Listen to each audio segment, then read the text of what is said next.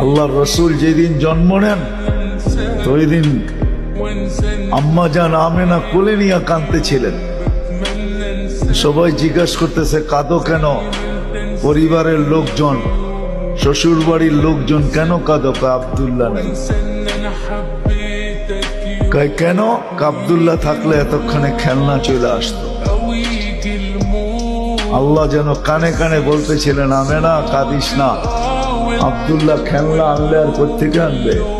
মক্কার বাজার থেকে পাথরের আনবে, কাঠের আনবে, প্লাস্টিকের আনবে, মাটির আনবে।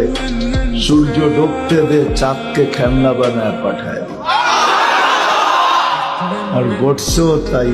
আবু তালেব বলে বিকালে যখন শোয়া দিছি, সূর্য ডুবার পরে যখন শোয়া দিছি, চকির উপরে তো বাদাল কামরু আইয়াদনু, চাঁদ দ্রুত গতিতে নিচে নামতেছিল। আর আমি তাকায় তাকায় দেখতেছিলাম।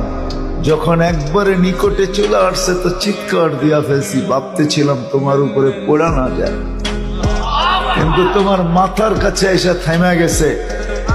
তুমি হাত পাও নাড়াচাড়া করতেছিল আর চাঁদ উপরে ডান্স করতেছিল।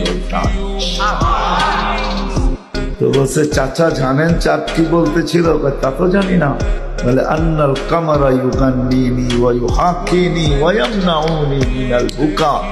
চাঁদ আমাকে ছন্দ শুনাইতেছিল, কান্না থেকে বিরত রাখতেছিল। আমি যেন না কাঁদি, কাঁদলে আম্মার কষ্ট হবে। আল্লাহ চাঁদকে আমার সাথে খেলার জন্য খেলনা বানায় পাঠায়।